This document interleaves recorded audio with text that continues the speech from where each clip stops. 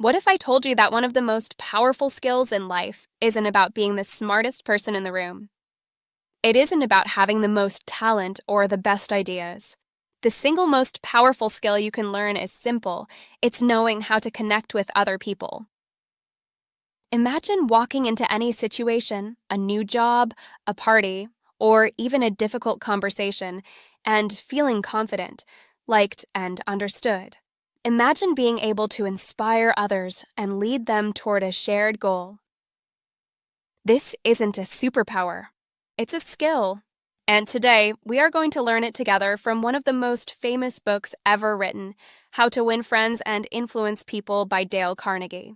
This book has helped millions of people for almost 100 years, and its lessons are still just as powerful today. Hello, and welcome to English Journey. My name is Celine, and this is your channel for growing personally while you master the English language. We believe that learning English is not just about words. It's about building a better, more confident life. That's why we post new videos every single day to help you on your journey. In this video, we will explore the timeless wisdom of Dale Carnegie's masterpiece. We will break down his most important ideas into simple, easy-to-understand English, so you can start using them right away to improve your relationships, succeed in your goals, and feel more connected to the people around you. If that sounds good to you, please take a moment to click the like button and subscribe to our channel. Your support helps us create more videos like this one. And be sure to watch until the end, because I will share the key takeaways from the book and a short quiz to test your knowledge. Now, are you ready to learn the secrets of connecting with people? Let's begin. Part 1. Fundamental Techniques in Handling People. The first part of the book gives us 3 foundational rules. Think of these as the solid ground you need to stand on before you can build anything else. If you can master these 3 simple ideas, you will already be ahead of most people. Principle 1. Don't criticize, condemn, or complain. This is the first and most important rule. Dale Carnegie says that if you want to get along with people, you must stop criticizing them. Why? Because when you criticize someone, you are not helping them. You are attacking their pride and their sense of importance. People are creatures of emotion, not logic. When we are criticized, we don't think, oh, this person is right. I should change. Instead, we feel hurt and defensive. We immediately start making excuses or justifying our actions, even if we know we are wrong. Think about it. Even famous criminals often don't see themselves as bad people. They find ways to rationalize what they did. Criticism creates resentment. It hurts people's self-esteem and can make them dislike you for a very long time. The negative feeling from criticism can last for years. So, what should we do instead? Before you criticize someone, try to understand them. Ask yourself, why did they do that? What is their perspective? When you try to understand instead of judge, you are more likely to find a real solution. It takes great character to understand and forgive. Remember the saying from the book, any fool can criticize, condemn, and complain, and most fools do. Don't be a fool. Be someone who understands. Principle 2. Give honest and sincere appreciation. The second principle is the positive side of the first one. If criticism pushes people away, what pulls them closer? The answer is honest and sincere appreciation. One of the deepest and strongest desires in every human being is the desire to feel important and appreciated. We all want to know that we matter. This desire is what drives us to achieve great things, to write books, build companies, or climb mountains. When you give someone a genuine compliment, when you honestly praise them for something they have done well, you are giving them the feeling of importance they crave. You are feeding their emotional hunger. This makes people feel good, and it makes them like you. But there is a very important difference between appreciation and flattery. Appreciation is sincere. It comes from the heart. It is specific and real. For example, Your presentation was great. I learned a lot from it. Flattery, on the other hand, is insincere. It's just telling people what you think they want to hear, often to get something for yourself. People can usually see through flattery, and it feels fake. An example of flattery is, "You are the best presenter in the world." It's an exaggeration and doesn't feel genuine. So, make an effort to see the good in people. What do you genuinely admire about your colleague, your friend, or the service worker at the cafe? Tell them. Use simple phrases like, "Thank you, I really appreciate your help," or "You did a great job on that project." These small sparks of appreciation can brighten someone's day and will make you a person others want to be around. Principle 3. Arouse in the other person an eager want. The third fundamental principle is about influence. How do you get someone to do something? You can't force them. The only way to truly influence someone is to make them want to do it. To do this, you have to stop thinking about what you want and start thinking about what they want. Carnegie uses a simple but brilliant example. When you go fishing, you don't put a strawberry cheesecake on the hook because that's what you like. You use a worm because that's what the fish wants. It's the same with people. Everyone is interested in their own needs and desires. If you want to persuade someone, you must talk in terms of their interests. Show them how your idea or suggestion will help them get what they want. Before you ask someone to do something, pause and ask yourself, how can I make this person want to do it? Or what can this person get out of this? For example, instead of telling your child, "You must clean your room now," you could say, "If we quickly clean your room together, we will have more time to play your favorite game afterward." You are connecting the task to something they desire. The world is full of people who are focused only on themselves. The rare person who genuinely tries to see things from another's point of view and help them achieve their goals has a huge advantage. If you want to influence people, always talk about what they want and show them how to get it. Part 2. 6 ways to make people like you. Once you understand the fundamentals, the next step is to learn specific actions that will make people enjoy your company and see you as a friend. Principle 1. Become genuinely interested in other people think about a dog. Why do we love dogs so much? Because when you come home, a dog is incredibly excited to see you.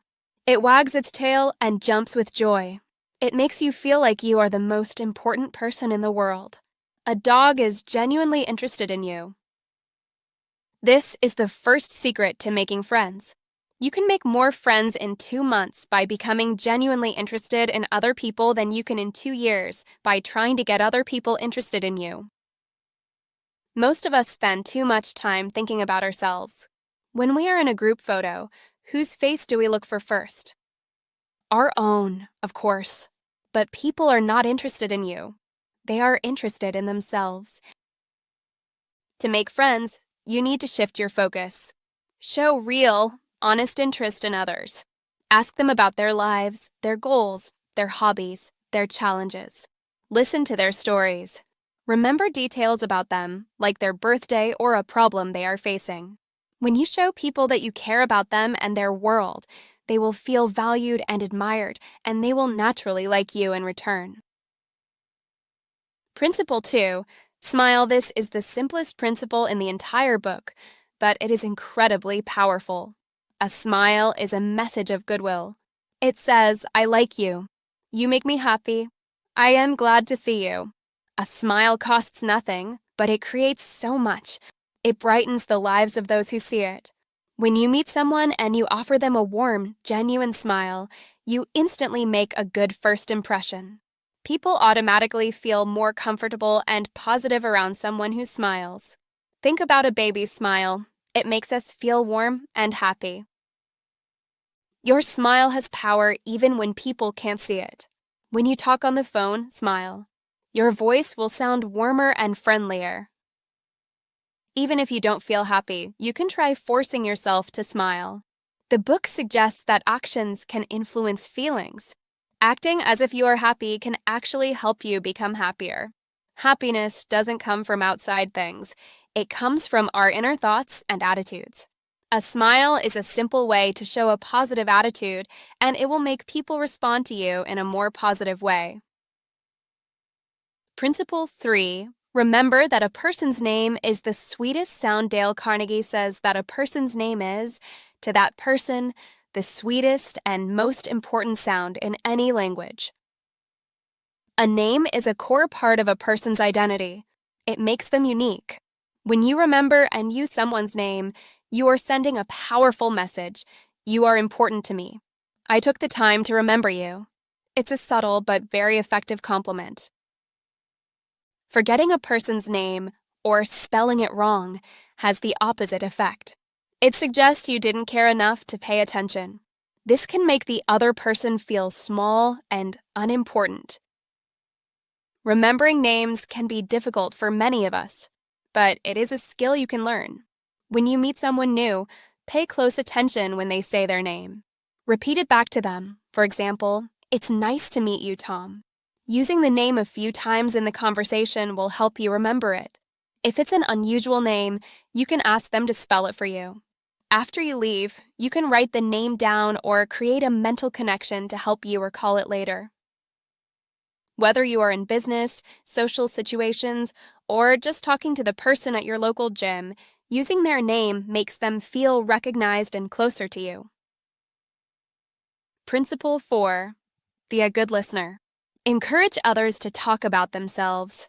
This principle is about the art of conversation. What makes someone a great conversationalist? It's not about being a great talker. It's about being a great listener. Most people, when they are in a conversation, are not really listening. They are just waiting for their turn to speak. They are busy thinking about what they are going to say next. This is not how you connect with people. Everyone's own life is the most important subject to them. People love to talk about their experiences, their achievements, and their problems. If you can be the person who listens with genuine interest, people will love you for it. They will see you as one of a kind. When someone is talking to you, give them your full attention. Don't interrupt. Encourage them to keep talking by asking open-ended questions. Let them tell their stories. Even the angriest person can soften if they have a patient listener who lets them express their feelings. The book tells a story about how the author once attended a party and listened to a botanist talk for hours about plants. The author himself said almost nothing. Later, the botanist told the host that the author was a most interesting conversationalist. If you want people to find you interesting, be interested. Listen more than you talk. Save your own stories for when people ask to hear them. Principle 5. Talk in terms of the other person's interests. This principle is closely related to the last one. To be a good conversationalist, you not only have to listen, but you also have to talk about what the other person cares about. Again, think about fishing with the right bait. Don't talk about what you find interesting. Talk about what they find interesting. Theodore Roosevelt was famous for this. Before meeting a guest, he would often spend hours reading about a topic he knew the guest was passionate about. This allowed him to have a meaningful and enjoyable conversation with them. You don't need to study for hours, but you can take a little time to find out about the other person's passions.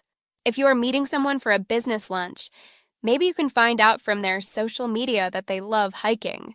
You can then ask them about their favorite trails. This instantly creates a connection.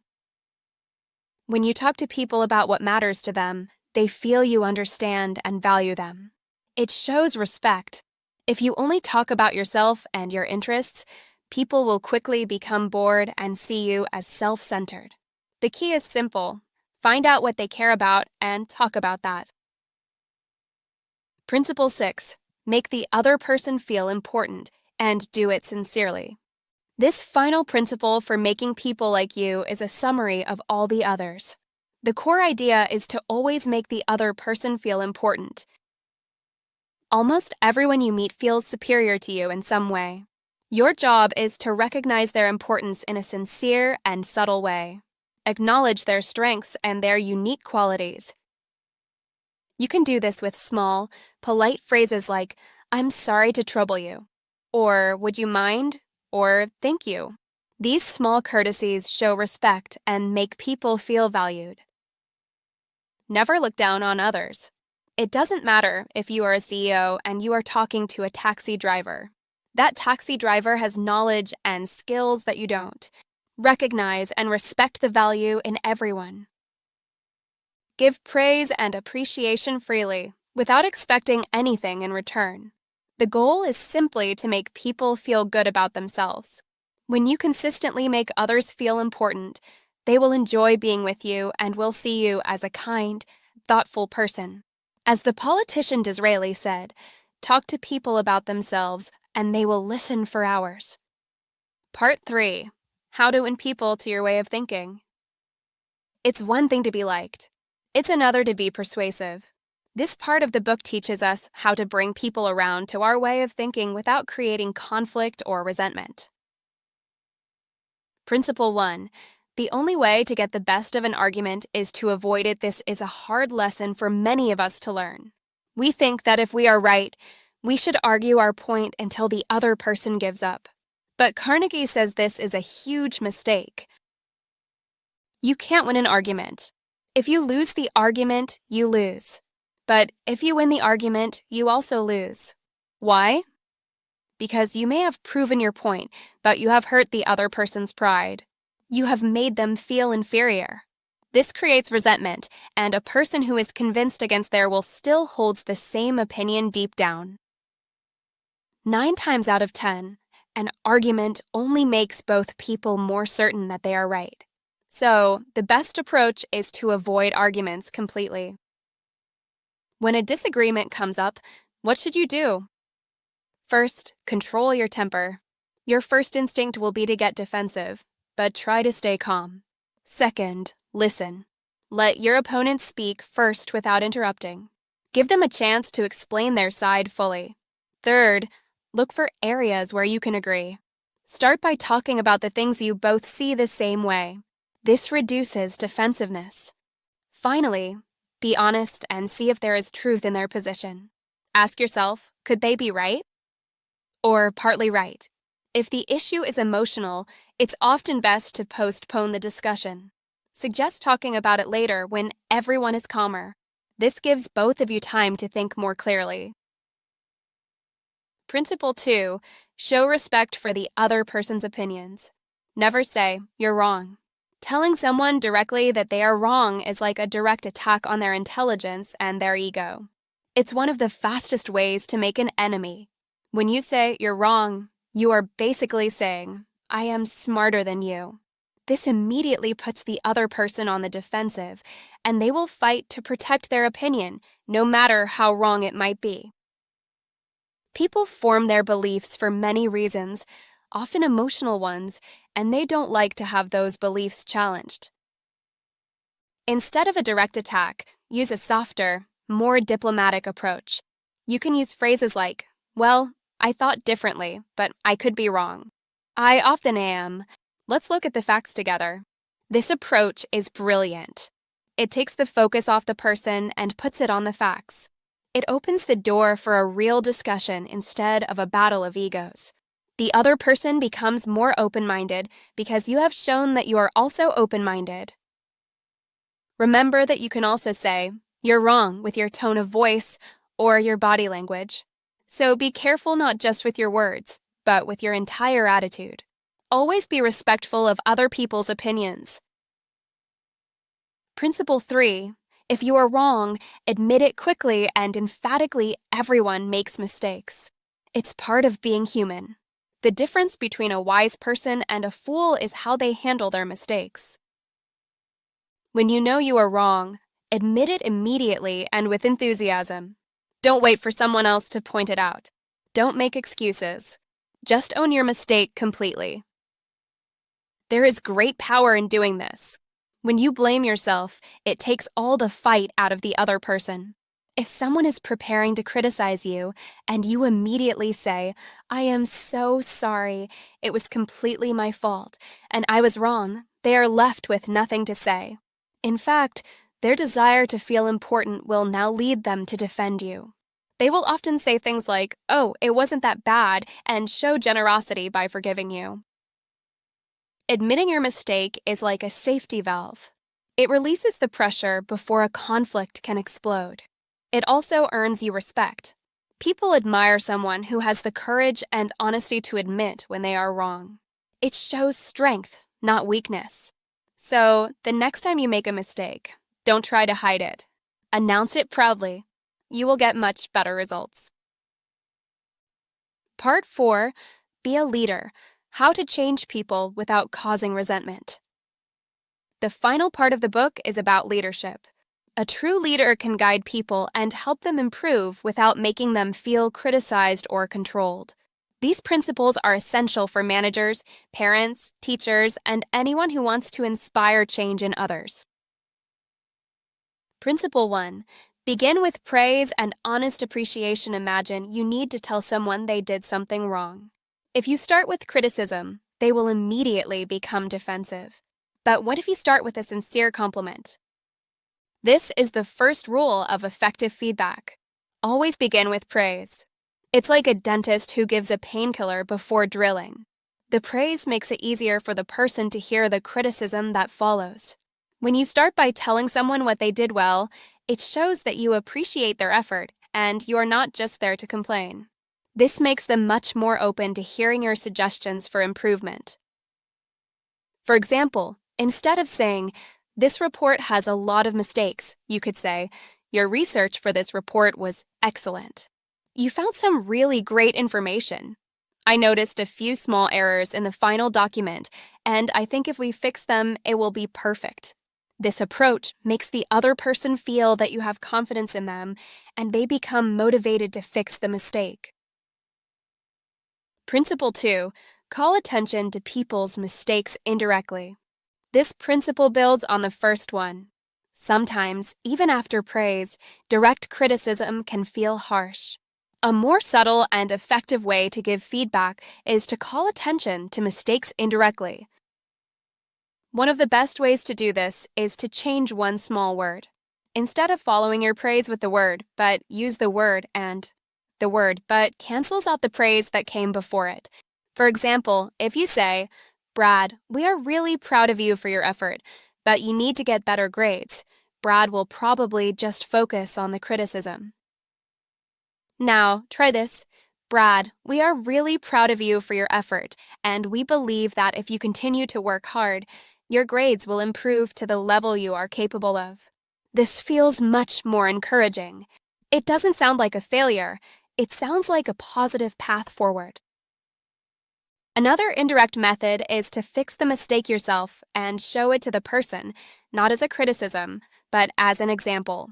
This requires more tact, but it can be very effective in showing what needs to be done without directly pointing out a failure. Principle 3. Talk about your own mistakes before criticizing the other person. This is a powerful way to be humble and make the other person more willing to listen. Before you tell someone about their mistake, tell them about a similar mistake you once made. When you admit your own faults, it shows that you are not perfect and that you understand that mistakes happen. It creates a feeling of equality and cooperation. The other person doesn't feel like you are judging them from a superior position. For example, a manager could say, "When I was your age and just starting out, I really struggled with meeting deadlines. It was hard for me. Here is a strategy that really helped me, and maybe it could help you too." This approach makes your advice much easier to accept. You are not saying, "You are failing." You are saying, "We are both human, we both make mistakes, and maybe my experience can help you." It turns a moment of criticism into a moment of mentorship and support. Recap and takeaways. We have covered so much wisdom today. Let's quickly recap the most important takeaways from How to Win Friends and Influence People. Don't criticize, condemn, or complain. Instead, try to understand people. Give honest, sincere appreciation. Make people feel important and valued. Become genuinely interested in other people. Listen to them, remember their names, and talk about their interests. Smile. A simple smile can change the entire feeling of an interaction. Avoid arguments. You can't win one. Instead, find common ground and be respectful. If you are wrong, admit it quickly. This disarms others and earns you respect. When giving feedback, start with praise. Talk about your own mistakes first and offer suggestions, not orders. I hope you found these lessons as powerful as I did. If this video was helpful for you, please give it a thumbs up and subscribe to English Journey. It really helps our community grow, and it means you won't miss our daily videos. And now, as promised, it's time for a quick quiz. Quiz. Let's test what you've learned. Please write your answers in the comments section below. I love reading your responses. Question 1. According to Dale Carnegie, what is the only way to get the best of an argument? Question 2. What does the book say is the sweetest and most important sound to any person? Question 3. Instead of giving direct orders, what should a leader do to encourage creativity and cooperation? Question 4. If you want to give feedback, what should you always begin with? Thank you so much for joining me today on English Journey. Remember, the ideas in this book are not about manipulating people. They're about building real, warm, and lasting relationships based on respect and understanding. They're about bringing out the best in others and, in doing so, bringing out the best in yourself. Books like this are such powerful tools. They not only help you grow your English skills, but they also help you grow your life. Keep learning, keep growing, and keep shining. I'm Celine, and I look forward to seeing you in our next video. Have a wonderful day.